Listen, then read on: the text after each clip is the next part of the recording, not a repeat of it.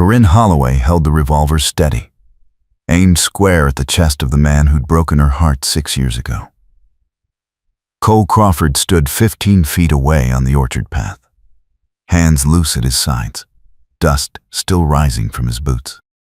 The October wind pulled at her loosened hair and rattled the bare branches overhead. She'd been checking the last of the winter apple stores when she heard the horse. Now, here he was, looking older and harder and exactly the same in all the ways that mattered. "You need to leave," she said. Her voice came out flat and cold, the way she'd practiced it 1,000 times in her head. "This is private property and you're not welcome here." Cole didn't move. He looked at the gun, then at her face, and something flickered in his expression that might have been regret. "I'm not here to cause trouble," he said quietly. His voice had the same rough edge she remembered, but deeper now, worn down by whatever he'd seen in the years between. "I heard Black Bluff was in a bad way. Thought maybe I could help." She laughed, sharp and bitter. "Help? That's rich coming from you. You couldn't even help yourself stay put long enough to finish what we started." His jaw tightened. "That's fair," he said. "But I'm here now, and there's men riding this way who don't care about fair. You got about 10 minutes before they show up looking for land deeds and anyone foolish enough to stand in their way." Her finger tensed on the trigger. "How do you know that?" "Because I just left their camp 2 miles south," Cole said. 5 riders, armed, working for Victor Kane. They're buying up every property between here and the rail line, and they're not taking no for an answer. I figured you'd be on their list." Corinne's stomach dropped. She'd heard the rumors, seen the notices tacked up in town, watched 3 families pack up and leave in the last month alone. But hearing it from Cole, seeing the hard certainty in his face, made it real in a way that turned her blood cold. "Why would you warn me?" she said. "You made it pretty clear you didn't care what happened to me when you rode out 6 years ago, without a word." Cole's expression shifted, something raw breaking through the careful distance he'd been holding. "Because I was a coward then, and I'm trying not to be one now," he said. "And because no matter what you think of me, I'm not going to stand by and let Kane's men run you off land that's rightfully yours." The sound of hoofbeats reached them both at the same moment. Corinne's heart kicked hard against her ribs. She lowered the gun an inch, just enough to show she was listening. "If you're lying to me," she said, "I'll put a bullet in you myself." "I know," Cole said. He stepped closer, slow and deliberate, and held out his hand. "But right now, you need to trust me enough to get inside and lock the doors.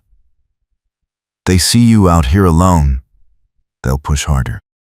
She wanted to argue, wanted to tell him she didn't need his help or his protection, or anything else from a man who'd left her standing in a courthouse hallway with unsigned marriage papers and a heart that felt like broken glass. But the hoofbeats were getting louder, and she wasn't fool enough to face 5 armed men with a single revolver and wounded pride. "Fine," she said. She turned and started toward the house, an old 2-story clapboard structure with a wraparound porch and shutters that needed paint. Cole fell into step beside her, his hand resting easy on the gun at his hip. "You always this welcoming to old friends?" he asked. "We were never friends," Corinne said without looking at him. "And if you try to pretend otherwise, you can face Kane's men by yourself." They reached the porch just as the riders came into view at the far end of the orchard lane. Corinne's breath caught. 5 men, just like Cole said, riding in a loose line with rifles across their saddles, and the kind of hard confidence that came from knowing no one would stop them. The man in front wore a black coat and a wide-brimmed hat pulled low, his face shadowed, but his posture radiating authority. "That's Garrett Kane," Cole said quietly, standing close enough that she could feel the heat of him in the cold air. "Victor's younger brother. He's the one doing the dirty work, while Victor keeps his hands clean back in town." Corinne's grip tightened on the revolver. "What do they want?" "Your signature on a bill of sale," Cole said, "or your absence. Either works for them." Garrett Kane reined in his horse at the base of the porch steps. He pushed his hat back and smiled, cold and easy.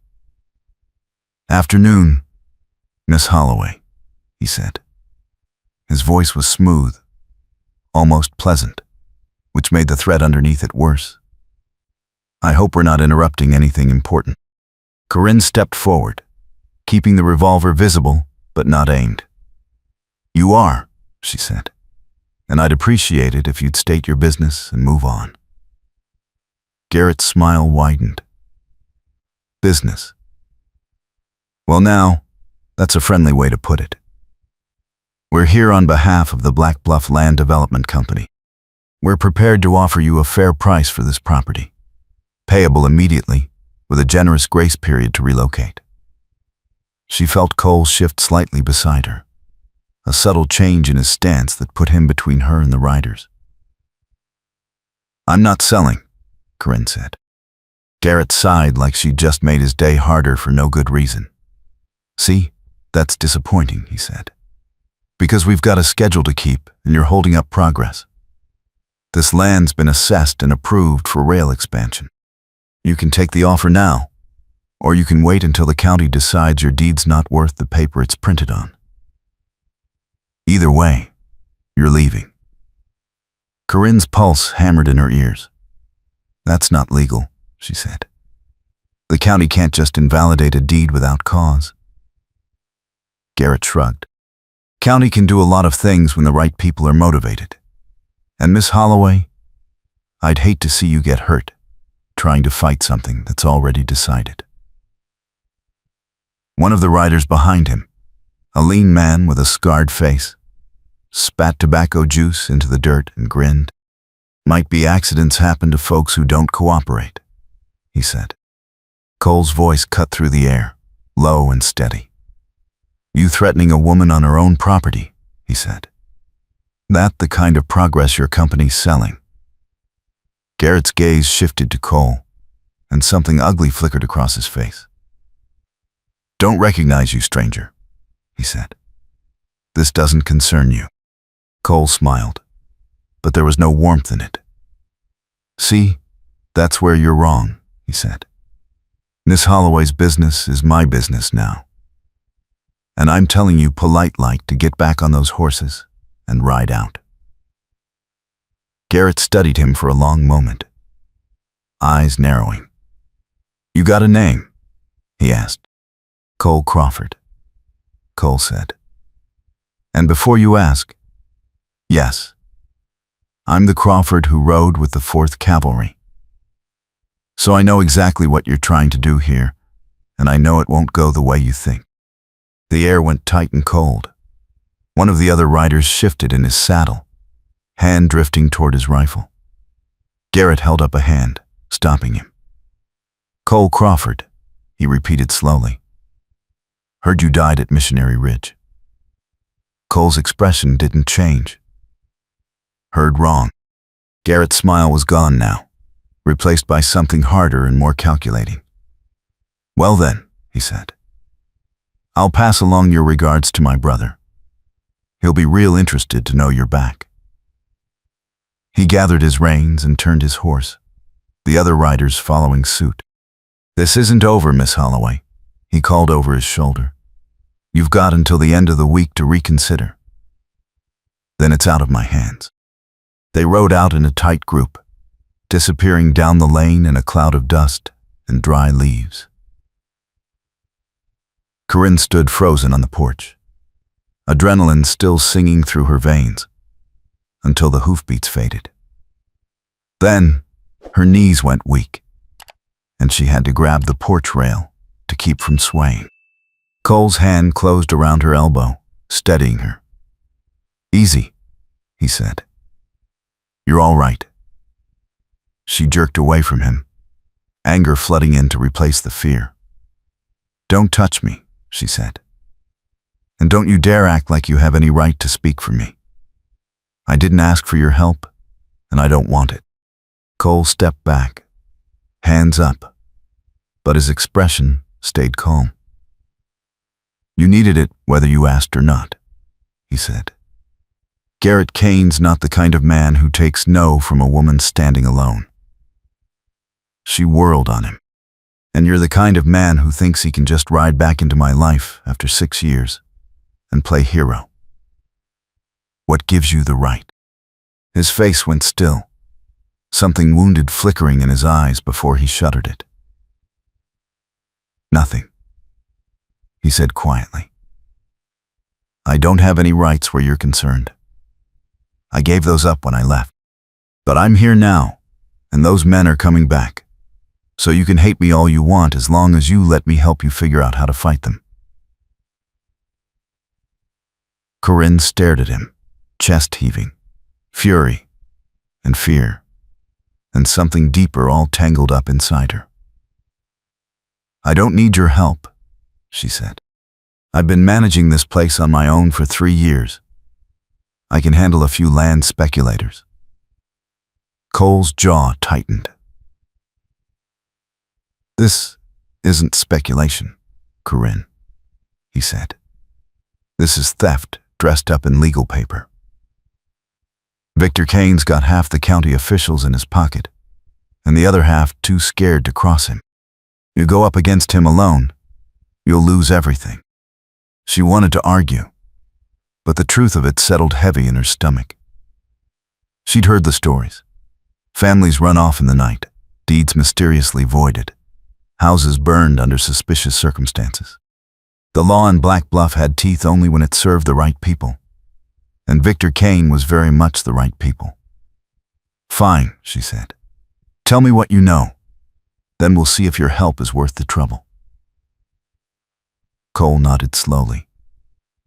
"Let's get inside," he said. "I'll tell you everything I learned in Kane's camp. But first you need to understand, they're not just after your land. They're after the whole North Valley, every property between here and the county line. You're just one piece of a bigger grab." Corinne's stomach turned. "How many families?" she asked. Cole met her eyes. 12 so far," he said. "And they're not stopping until they own it all." Inside, the house smelled like apples and wood smoke. Corinne moved through the kitchen with practiced efficiency, lighting the stove and putting a kettle on to boil. Cole stood near the door, watching her with an intensity that made her skin prickle. "You going to tell me why you really came back?" she said, without looking at him. "Or are we going to pretend this is all about civic duty?" Cole was quiet for a long moment. "I came back because I heard your name," he said finally. "Heard you'd taken over the orchard after your husband died. Heard you were doing it alone and doing it well. And I thought, if she can do that, maybe I can stop running long enough to do one thing right." Corinne's hand stilled on the kettle. "Don't," she said. "Don't you dare bring Daniel into this." Cole's expression tightened. "I'm not trying to dishonor his memory," he said. "I'm just telling you the truth. I left because I was scared, Corinne. Scared of what I felt for you, and scared of what it meant to stay in one place and build something real. The war gave me an excuse to keep running, and when it was over, I was so turned around I didn't know how to come back." She turned to face him, anger rising hot in her throat. So you just let me think you were dead, she said. For 6 years I thought you'd been killed in some nameless battle, and I grieved you, Cole. I married a good man I didn't love, because I thought loving you had been a mistake I couldn't afford to make twice. And now you show up and tell me you were scared. Like that makes it all right. Cole flinched, the words landing like blows. It doesn't, he said. Nothing makes it all right. But I can't undo it, and I can't change what happened to you after I left. All I can do is try to help you now, if you'll let me. Corinne's eyes burned. She turned back to the stove, gripping the kettle handle hard enough to hurt. Why should I trust you? She said. Why should I believe you won't run again the second things get hard? Because I don't have anywhere left to run, Cole said. His voice was rough, stripped down to something raw and honest. I've been running for 6 years, and it didn't fix anything. I'm tired, Corinne. I'm tired, and I'm done running. And if you'll let me, I'd like to stand and fight for something that matters. For you. For this town. For the life I should have had the courage to build the first time. The kettle whistled. Corinne pulled it off the heat and poured water into 2 tin cups, her hands shaking just slightly. She set one cup in front of Cole and wrapped her hands around the other, letting the heat seep into her fingers. Tell me about Kane's operation, she said. No more talk about us. Not until we figure out how to keep me from losing everything I've built. Cole nodded, accepting the boundary she'd drawn. He pulled out a chair and sat, wrapping his hands around the cup. Victor Kane's been buying up land for 8 months, he said. Started quiet, making fair offers to folks who were already struggling. But the last 2 months, it's gotten uglier. Threats. Intimidation. A few suspicious fires. He's got the county clerk and the sheriff on his payroll, so legal challenges go nowhere. Corinne's jaw tightened. What's he planning to do with the land? Rail expansion, Cole said. Or that's the story. But I talked to some folks in town and they say the rail company hasn't committed to anything yet. Kane's betting on the route, buying cheap now so he can sell high later. If the rail goes through, he makes a fortune. If it doesn't, he still owns half the valley. Corinne set down her cup. So we need to prove the rail deal isn't certain, she said. Make it public that he's lying to people about guaranteed expansion. Cole's eyes sharpened with something that might have been respect. That's part of it, he said. But we also need to get the other property owners together. If you all refuse to sell as a group, Kane's plan falls apart. He needs a clear corridor for the rail to make his pitch credible. One holdout he can bully or burn out. 12 holdouts backing each other? That's harder. Corinne frowned. Most of those families have already left, she said. The ones who are still here are scared, and I don't blame them. Convincing them to band together against a man with that much power, that's not going to be easy. Cole leaned forward. Then we start with the ones who have the most to lose, he said. Who else in town has property Kane wants, and the spine to fight for it? Corinne thought for a moment. There's Marcus Brennan, she said. He owns the Star Ranch, biggest spread in the valley. He's got money and influence, and he's not the type to be pushed around. But he's also my late husband's brother, and he blames me for Daniel's death. He's not going to want my help or yours. Cole's expression didn't change. Why does he blame you? He asked quietly. Corinne's throat tightened. Because Daniel died trying to fix something I broke, she said. We were married 3 years, and it was never what either of us hoped it would be. He knew I didn't love him the way a wife should. He tried anyway. Worked himself half to death trying to make the orchard profitable, trying to prove he could give me a good life. One winter he went out in a storm to check the stock, and his horse threw him. By the time I found him, pneumonia had already set in. Marcus thinks if I'd loved Daniel properly, he wouldn't have been so desperate to prove himself. And maybe he's right. Cole's face softened. That's not fair to you, he said. Or to Daniel. A man makes his own choices. Daniel chose to go out in that storm, not you. Corinne looked down at her cup. It doesn't matter what's fair, she said. Marcus believes what he believes, and I can't change it. But he's still the strongest ally we could have. Cole was quiet for a moment, thinking. Then we go to him together, he said.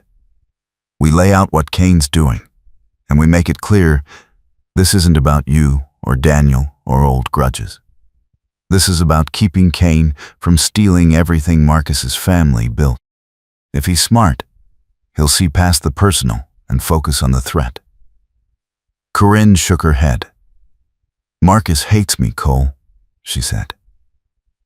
He'll throw us off his land before we get 10 words out. Then we don't give him the chance to throw us out, Cole said.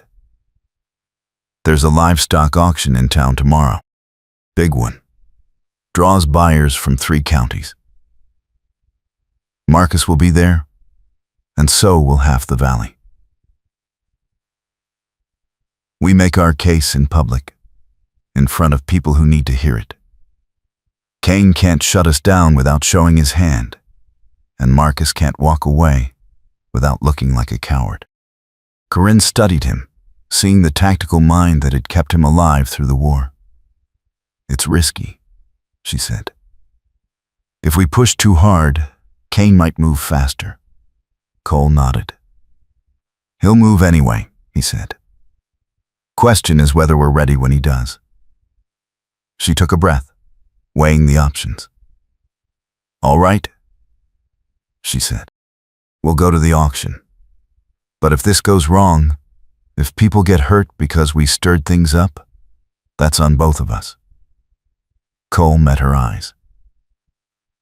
I can live with that, he said. Can you? Corinne thought of the families who'd already lost everything, thought of her own orchard and the years she'd poured into making it thrive. I can, she said, because doing nothing is worse. The light outside had faded to deep blue twilight. Corinne stood and moved to the window, looking out at the darkening orchard. You'll need a place to stay tonight, she said without turning around. There's a boarding house in town, but if Cain's men are watching, they'll know you're there. Cole rose slowly. I can sleep in the barn, he said. I've had worse. She glanced back at him, seeing the weariness in his shoulders, the dust and miles still clinging to him.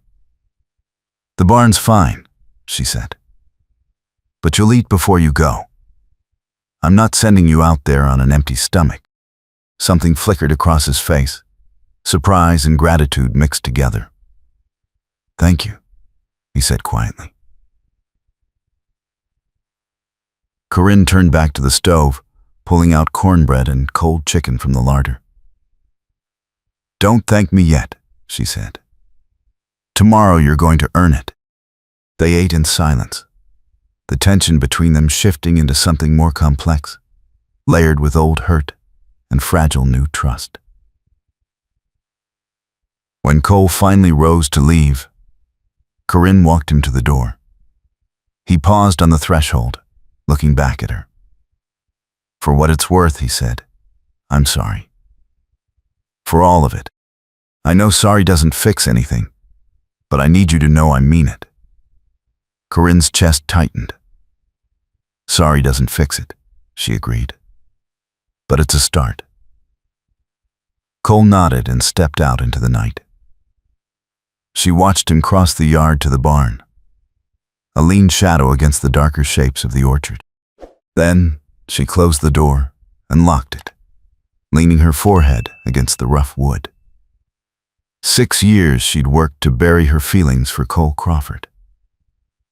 Now here he was, stirring everything up again, and she had no idea if that was a second chance or just another way to get her heart broken. Morning came cold and clear. Corinne woke before dawn, dressed in her sturdiest riding clothes, and found Cole already up, feeding her horses. He'd cleaned himself up as best he could, face shaved, hair combed back, coat brushed free of yesterday's dust. "Morning," he said when she stepped into the barn. "I saddled your mare. Figured we'd want to get to town early." Corinne nodded, still not sure how to navigate this new version of them. Partners in something dangerous with a history that made every word feel weighted. "Thank you," she said. "We should eat before we go. The auction doesn't start until 9, but I want to talk to people before Marcus arrives." Cole followed her back to the house. Over a quick breakfast of eggs and coffee, they worked out the shape of their pitch. "Keep it simple," Cole said. "Kane's lying about the rail deal. He's using threats and bribes to steal land. If we stand together, we can stop him." Corinne frowned. "It sounds too easy when you say it like that," she said. "People don't band together just because it makes sense. They need to believe it's possible to win." Cole leaned back in his chair. "Then we give them proof," he said. "I know a telegraph operator in Silver City who owes me a favor. I can have him send a wire to the rail company headquarters, ask for confirmation on the Black Bluff expansion timeline. If they say it's not confirmed, we've got leverage." Corinne's eyes widened. "That's smart," she said. "How fast can you get a reply?" "Day or 2, Cole said. "But we need to plant the seed today. Get people asking questions, looking at Kane sideways. By the time the telegram comes in, they'll be ready to believe it." Corinne felt something shift in her chest, a reluctant flicker of hope. "All right," she said. "Let's go stir up some trouble." Cole smiled, and for a moment she saw the younger man he'd been. The one who'd made her laugh and dream and believe in futures that felt impossible. Then the moment passed, and he was just Cole again, weathered and careful, but still here. They rode into Black Bluff just after 8. The town was already bustling, wagons and horses crowding the main street, people streaming toward the big livestock pens on the east side. Corinne kept her head up, ignoring the stares that followed them. News traveled fast in a small town, and by now everyone would know Cole Crawford was back and staying at her place. Let them talk, she thought. She had bigger problems than gossip. Cole rode close beside her, his presence both steadying and unsettling. "You all right?" he asked quietly. She nodded. "Just thinking about how many ways this could go wrong," she said. He smiled faintly. "That's the spirit," he said. She surprised herself by almost laughing. The auction yard was a wide open space, ringed by wooden fences and makeshift pens. Cattle lowed and shifted, kicking up dust. Men in work clothes and clean Sunday hats stood in clusters, talking and smoking, eyeing the stock. Corinne spotted several people she knew, small ranchers and farmers who'd been hanging on by their fingernails. She also spotted two of Kane's men, leaning against a fence near the auctioneer's platform, watching the crowd with cold calculation. Cole saw them too. "We've got an audience," he said. "Good," Corinne said. "Let them watch." She dismounted and tied her horse, then moved through the crowd with purpose. She stopped first at a knot of men she recognized, neighbors who'd come to Daniel's funeral, who'd helped her with her first harvest after he died. "Morning, gentlemen," she said. "Mind if I have a word?" They turned, surprise flickering across their faces. "Miss Holloway," one of them said, a grizzled rancher named Tom Yates. "Didn't expect to see you here." "I'm not selling," she said, "if that's what you're worried about. I'm here to talk about Victor Kane and what he's doing to this valley." The men exchanged glances. Tom shifted his weight. "That's dangerous talk," he said quietly. "Kane's got a long reach." "I know," Corin said. "That's why I'm talking about it in public, where he can't shut me up without making a scene." She gestured to Cole. "This is Cole Crawford. Some of you might remember him. He rode with the 4th Cavalry, and he's seen Kane's operation up close. We're putting together proof that Kane's lying about the rail expansion. And we're asking people to hold their ground instead of selling. If enough of us refuse, his whole scheme falls apart." Tom frowned. "Even if you're right," he said, "what's to stop Kane from just taking what he wants? The law's not on our side." "That's why we need numbers," Cole said, speaking for the first time. "Kane can intimidate one family, burn one barn, void one deed. But if a dozen property owners stand together and make noise, bring in outside law, telegraph the territorial governor, it gets harder for him to operate. He's counting on you being scared and isolated. Prove him wrong." Another man, younger, with a scar on his cheek, spoke up. "Easy for you to say," he said. "You don't have a wife and kids to protect. What happens when Kane's men show up in the night?" Cole's expression hardened. "Then you make sure you're not alone," he said. "You organize watches. You sleep in shifts. You make it clear that coming after one of you means coming after all of you. It's not pretty, and it's not safe, but it's the only way to fight a man like Kane."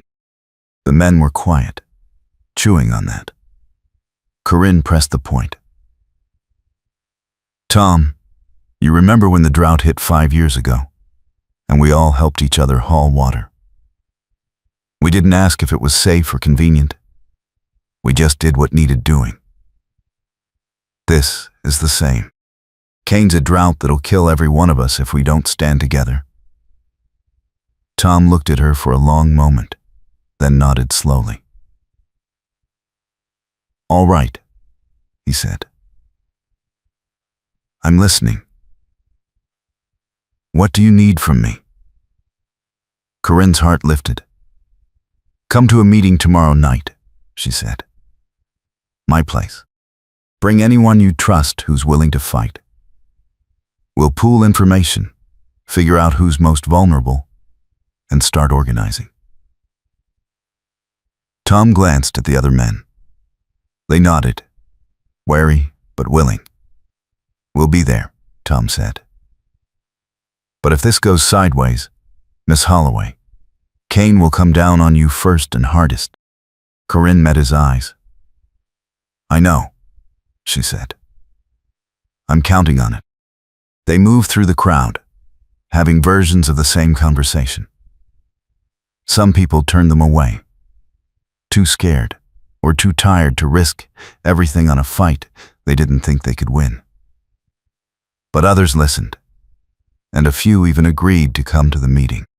By the time the auction started, Corinne had commitments from 7 families. enough to make a stand if they could hold together. Cole stayed close the whole time, his presence lending weight to her words. His reputation as a cavalry veteran, making men take the threats seriously. She hated needing his help, hated that people listened to him in ways they didn't always listen to her. But she was practical enough to use what worked. They were resting near the water trough when Marcus Brennan arrived.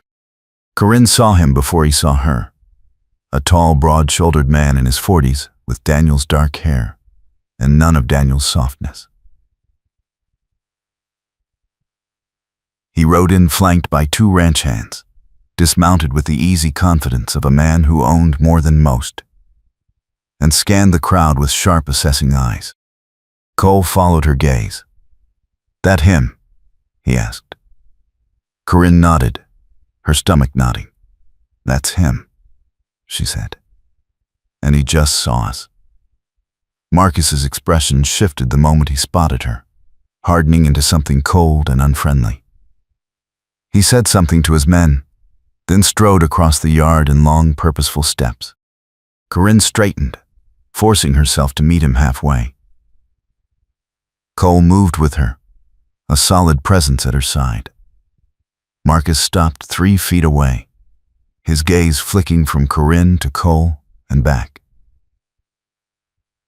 "Miss Holloway," he said, the title formal and edged with disdain. "I didn't expect to see you here. Didn't know you had stock to sell." "I don't," Corinne said. "I'm here to talk about Victor Kane."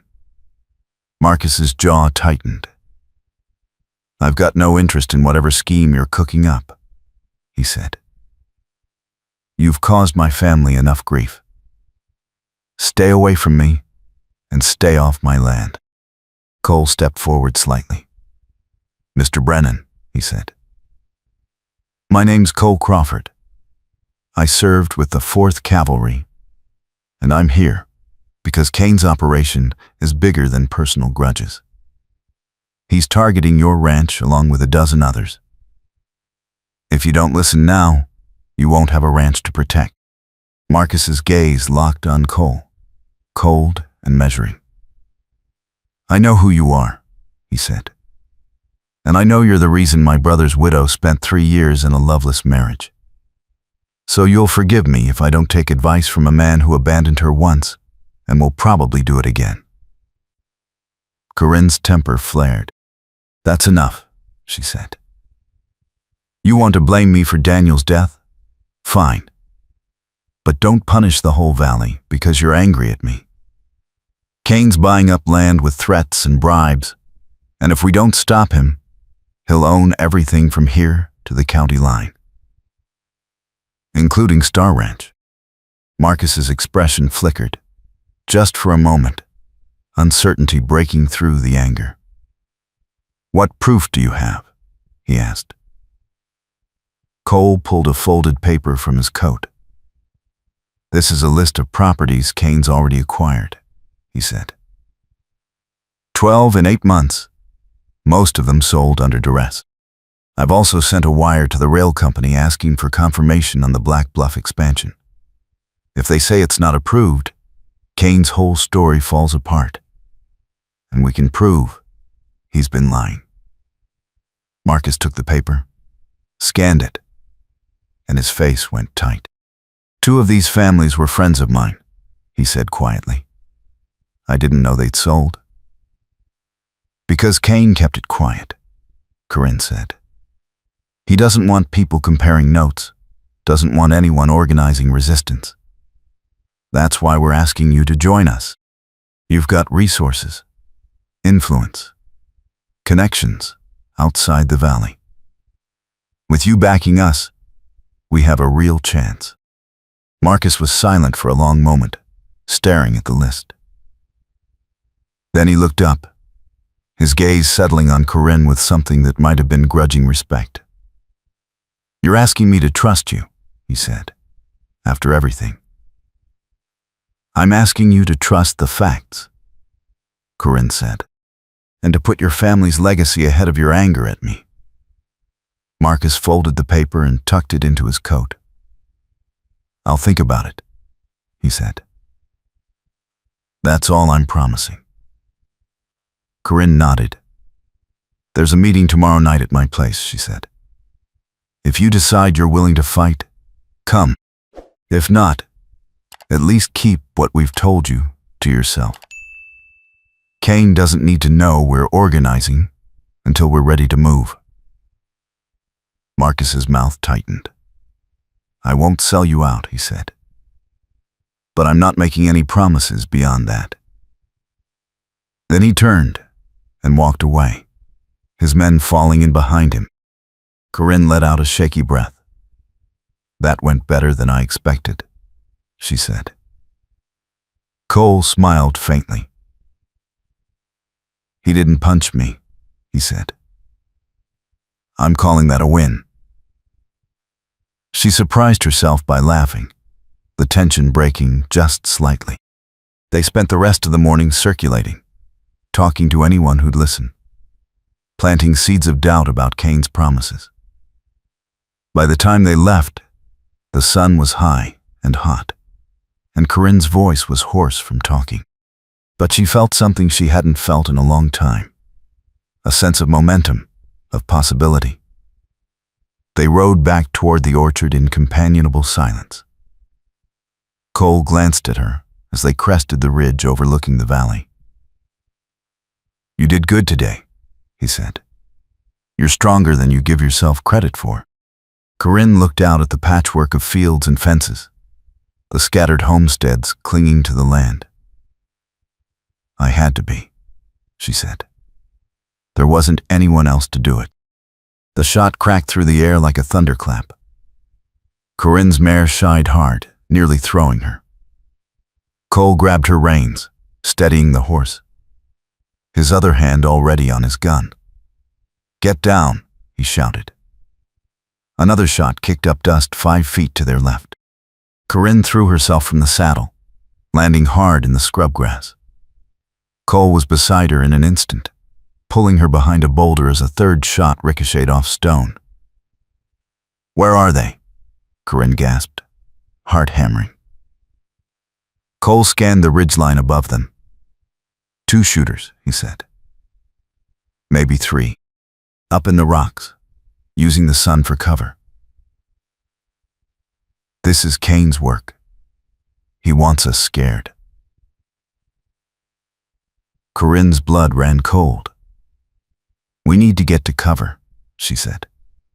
"The orchard's half a mile downhill." "Too far in the open," Cole said. "We're pinned here unless we can make them think twice about shooting." Cole pulled his rifle from its saddle scabbard and fired 2 quick shots toward the ridgeline.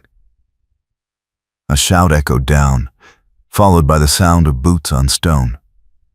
"They're moving," Cole said. "Trying to flank us." Corinne's hands shook as she checked her revolver. "What do we do?" she said.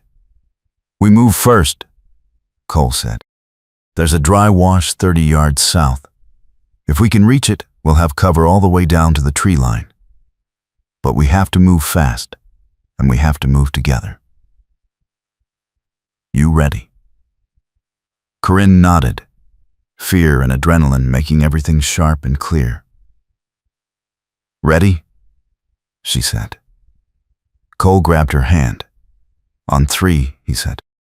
1, 2, 3.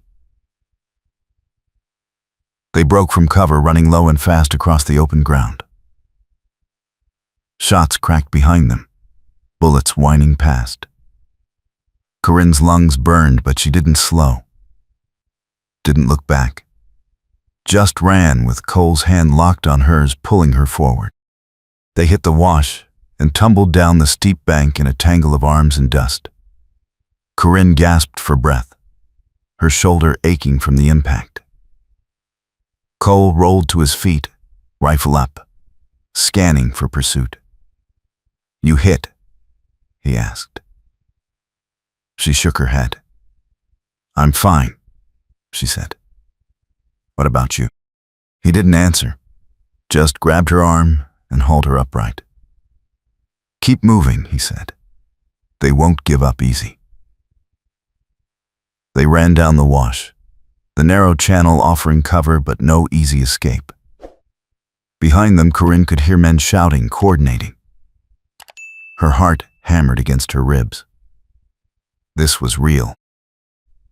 Cain wasn't just threatening anymore. He was willing to kill. The wash opened out near the edge of her orchard.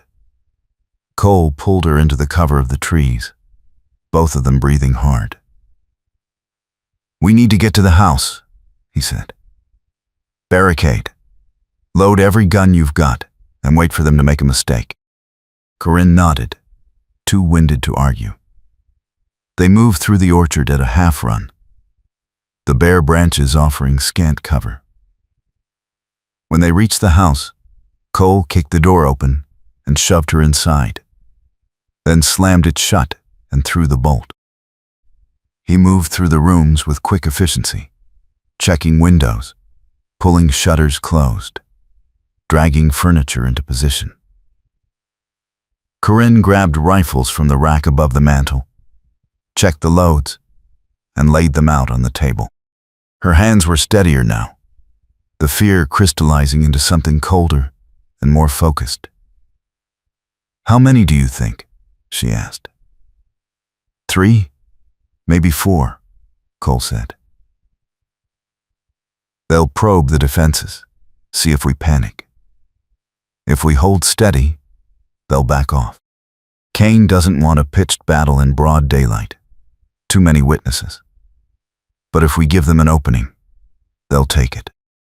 They waited. Minutes crawled past, marked by the thud of Corinne's pulse and the creak of the house settling.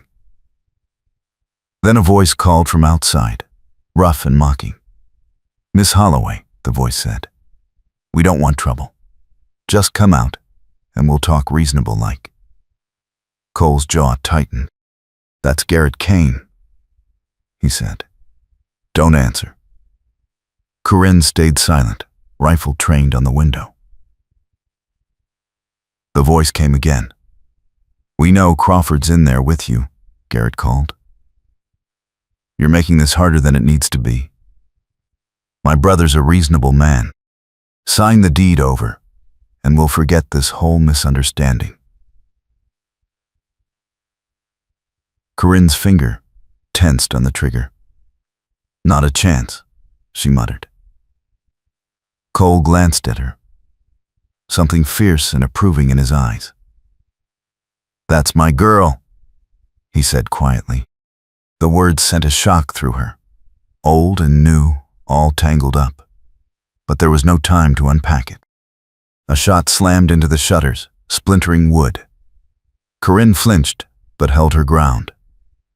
More shots followed, a ragged volley meant to intimidate. Cole fired back through a gap in the shutters, 2 careful shots that made the attacker scatter. Corinne moved to the opposite window and did the same, her hands steady now, all the fear burned away by sheer determination. "They want us rattled," Cole said. "Don't give them the satisfaction. Just make them think twice about rushing the door." The attack went on for what felt like hours but was probably only 20 minutes. Then, abruptly, it stopped. Corinne listened, straining to hear over the ringing in her ears. Silence. Cole moved to the door, cracked it open an inch, and peered out. "They're pulling back," he said, "probably regrouping. We've got a little time." Corinne sagged against the wall, adrenaline draining out of her in a rush that left her shaking. Cole crossed to her in 2 strides and pulled her into his arms. She stiffened for just a moment, then let herself lean into him, let herself take the comfort he was offering. "You're all right," he said, his voice rough against her hair. "You did good. We're still alive, and they didn't get what they came for." She pulled back just enough to look up at him. "This is only going to get worse," she said. Kane's not going to stop. I know, Cole said. His hand came up to cup her face, his thumb brushing across her cheekbone. But we're not stopping either. And you're not alone anymore. I'm here, and I'm staying, Corinne. No matter how hard it gets. Her breath caught. You said that before, she said. Right before you left. His expression twisted with regret. I know, he said, and I can't take that back. But I can prove I mean it this time. Let me prove it. Corinne's heart hammered for reasons that had nothing to do with danger. She searched his face, looking for the lie, the crack, the sign that he'd run again when things got hard. But all she saw was steady determination, and something deeper. Something that looked dangerously like love. I want to believe you, she said. Cole's hand slid to the back of her neck, pulling her closer. Then believe me, he said. His mouth found hers, fierce and desperate, and achingly familiar. She kissed him back, 6 years of anger and grief, and longing pouring into it, her hands fisting in his shirt. It was a terrible idea, kissing him now with Kane's men still out there, and a fight coming that could cost them everything. But she couldn't stop, didn't want to stop, needed this moment of connection before the world came crashing down again. The pounding on the door shattered the moment. Corinne jerked back, breath coming in ragged gasps. Garrett Kane's voice cut through the wood. I know you're in there, Holloway, he shouted. And I know what you're planning. That meeting tomorrow night, all your little friends banding together, you think that's going to save you. It's not. You've got until sundown to sign that deed, or I'm burning this place to the ground with you in it. Cole grabbed his rifle, his face going hard and cold. Corinne moved to the window, peering out through the broken shutter. 3 men stood in the yard, Garrett in front with a torch in one hand and a gun in the other. Her blood turned to ice. They're serious, she said. Cole nodded. Then we make them pay for it, he said. But first we get word to town. If they burn us out, we need witnesses. People who'll testify that Kane gave the order. Corinne's mind raced. There's a ranch hand who works for Tom Yates, she said. He comes by sometimes to check the fence line. If I fire 3 shots in quick succession, he'll know it's a signal. Cole moved to the back window. Do it, he said. I'll cover you.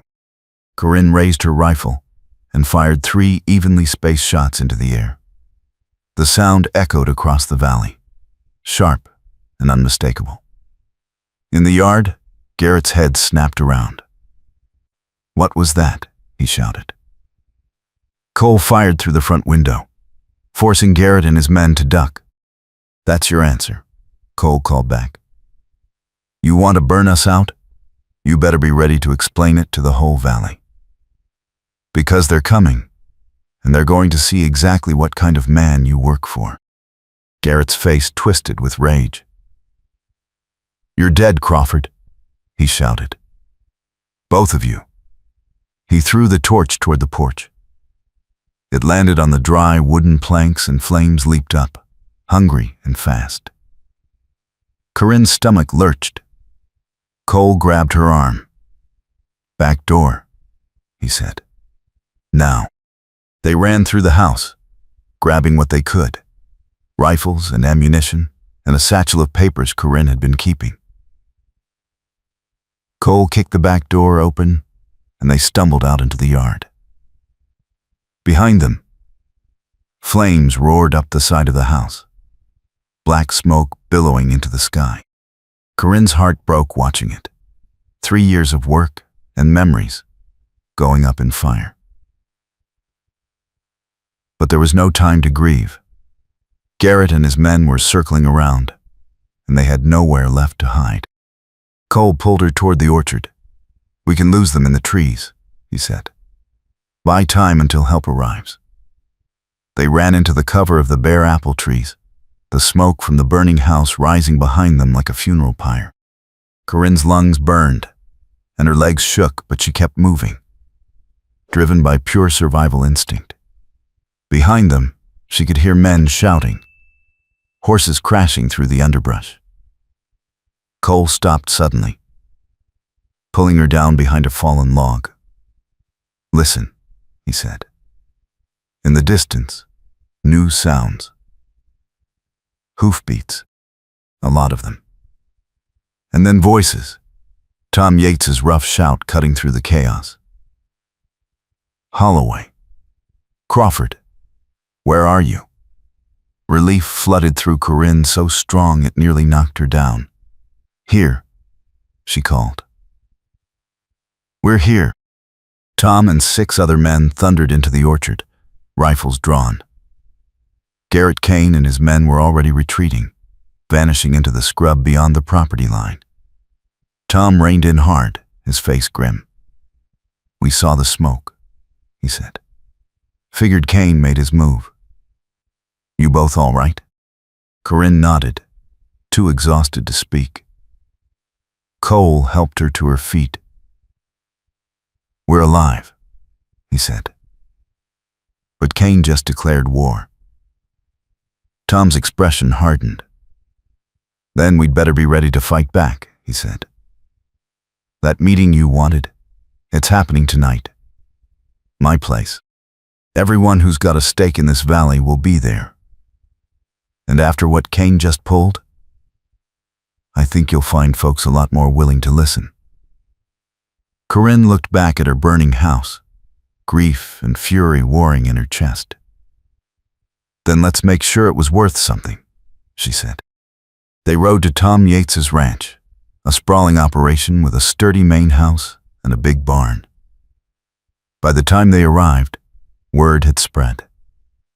Families were already gathering, faces tight with fear and anger.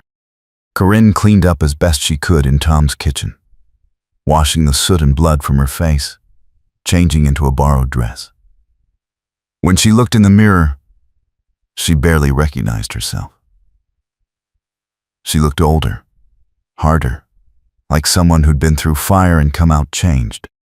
Cole found her there, his own face cleaned up, but still showing the marks of the fight. You ready? He asked. She nodded. Let's finish this, she said. The barn was packed. 20 families, maybe more, crowded onto benches and hay bales. Corinne stood at the front with Cole beside her. And for the first time in 6 years, she felt like they were truly together, facing something as a team. She told them everything.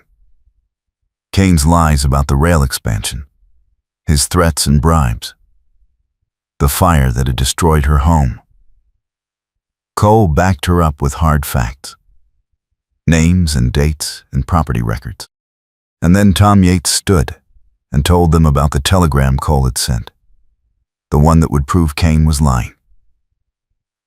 It'll be here by tomorrow, Tom said. And when it is, we're taking it to the territorial marshal. But in the meantime, we need to make it clear that we're not selling and we're not running. We stand together or we lose everything. One by one, people stood and pledged to hold their ground. By the end of the night, they had 15 families committed and a plan to organize watches, share resources, and document every threat Kane made. It wasn't much, but it was a start. After the meeting, Corinne and Cole stood outside under a sky full of stars. The air smelled like wood smoke and autumn cold. Tom had offered them a place to stay, but Corinne couldn't shake the restless energy thrumming through her. We did it, she said quietly. We got them to listen. Cole nodded. You got them to listen, he said. I just helped. You're the one they trust. She looked at him, seeing the weariness in his face, the weight he carried. "Why did you really come back?" she asked. "And don't tell me it was just to help. There's got to be more to it than that." Cole was quiet for a long moment. Then he said, "I came back because I've spent 6 years trying to outrun what I felt for you. And it didn't work. Every place I went, every fight I walked into, I kept thinking about what I'd lost when I left you standing in that courthouse. And I realized I could either spend the rest of my life regretting it, or I could come back and see if there was any chance you'd give me another shot." Corinne's throat tightened. "You hurt me," she said. "Worse than anything else in my life. And I don't know if I can forgive that." "I don't expect you to," Cole said. "But I'm asking for the chance to earn it. Day by day, if that's what it takes." She studied his face, the honesty and hope and fear all mixed together. "Then prove it," she said. "Stay and fight this with me. Win or lose, see it through to the end. And maybe, if we both survive, we can figure out what comes next." Cole's hand found hers in the darkness, his grip warm and steady. "I can do that," he said. She squeezed back, something fragile and dangerous taking root in her chest. "All right," she said. "Then let's see if we can save this valley." The next day, the telegram arrived. Cole rode into town and came back with a folded paper and a grim smile. "It's confirmed," he said, handing it to Corinne. "The rail company has no approved plans for Black Bluff expansion. Everything Kane's been selling is speculation at best, fraud at worst." Corinne read the telegram twice, relief and vindication flooding through her. "This changes everything," she said. "With this, we can prove Kane lied. We can take it to the marshal, get the territorial government involved." Cole nodded. "But we need to move fast," he said. "Kane knows we're organizing. He'll be scrambling to cover his tracks or double down on threats. We need to get this to the marshal before he can do either." They rode out within the hour. Cole, Corinne, Tom Yates, and Marcus Brennan, who'd shown up at Tom's ranch that morning with a hard set to his jaw and a promise to see this through. The ride to the county seat took most of the day. They arrived at the marshal's office just before sundown, dusty and tired. The marshal was a lean man in his 50s with sharp eyes and a reputation for honesty. He listened to their story, read the telegram, and examined the list of properties Kane had acquired. Then he leaned back in his chair and nodded slowly. "You've got enough here for me to open an investigation," he said. "But Kane's got powerful friends. This won't be quick, and it won't be easy. If you're serious about this, you need to be ready for him to fight back hard." "We're ready," Corinne said. The marshal's gaze shifted to her, assessing. "All right then," he said. "I'll issue a temporary injunction blocking any further land sales in the North Valley pending investigation. That'll buy you time. But you'll need to keep your people safe while I build a case. Kane's not going to take this lying down." They rode back to Black Bluff as the sun set, exhausted but victorious.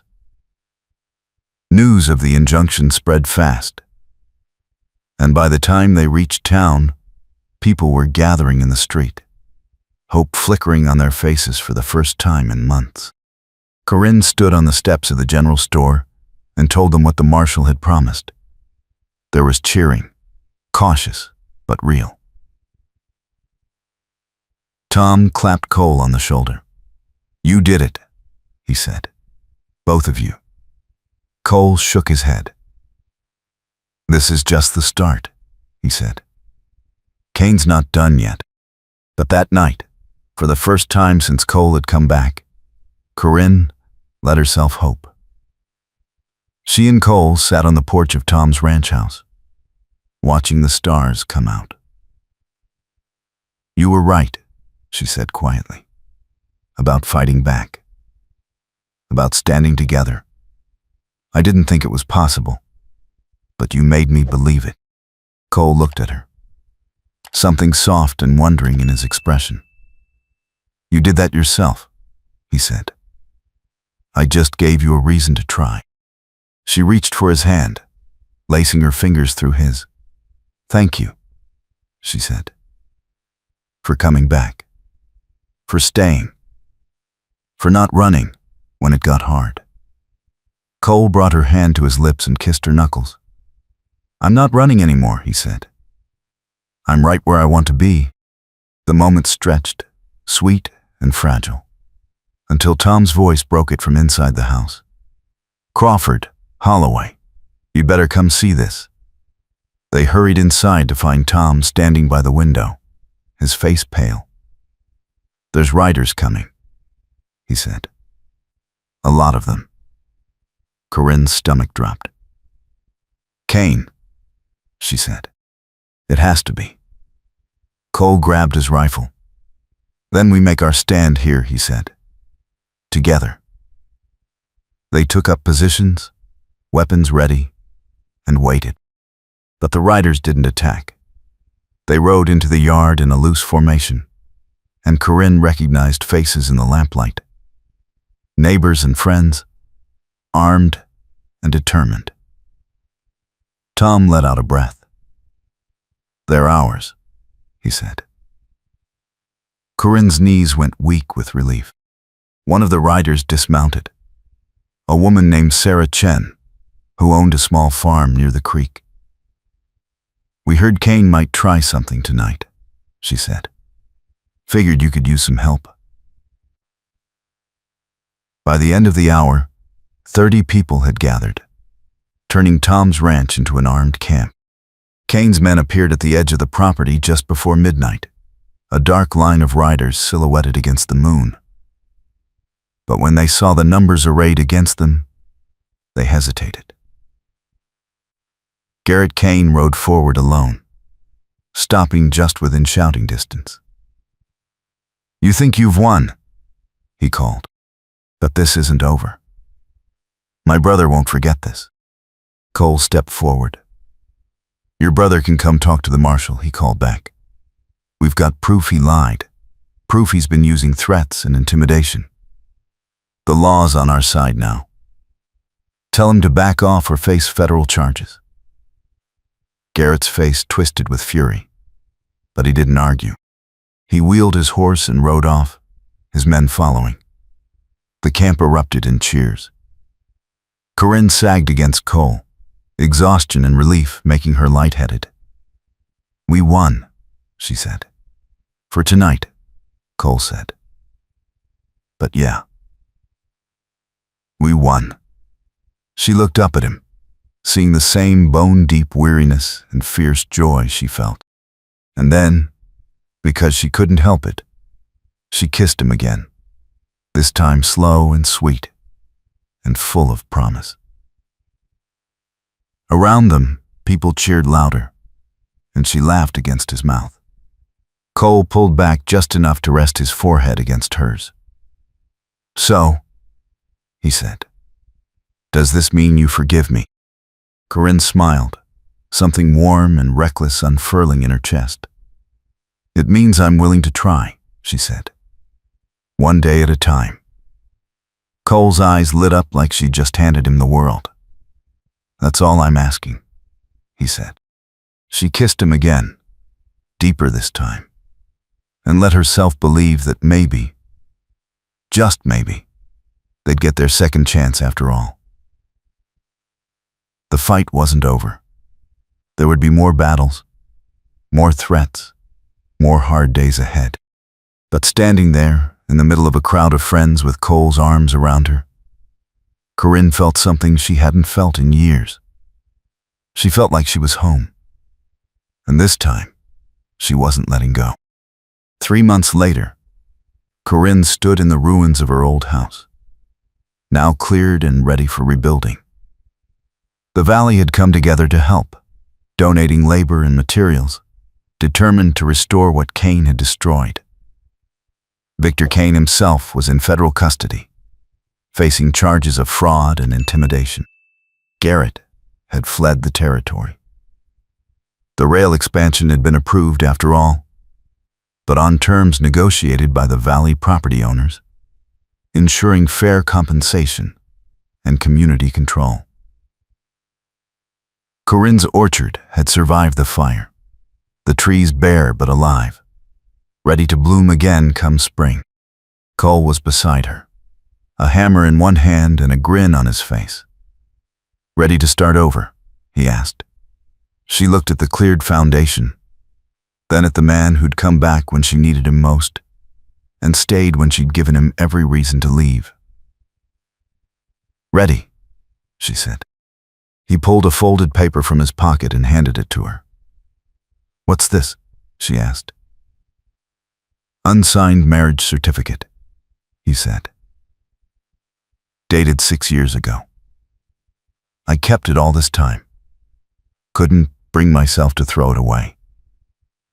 Figured maybe one day I'd get the chance to finish what we started." Corinne's breath caught.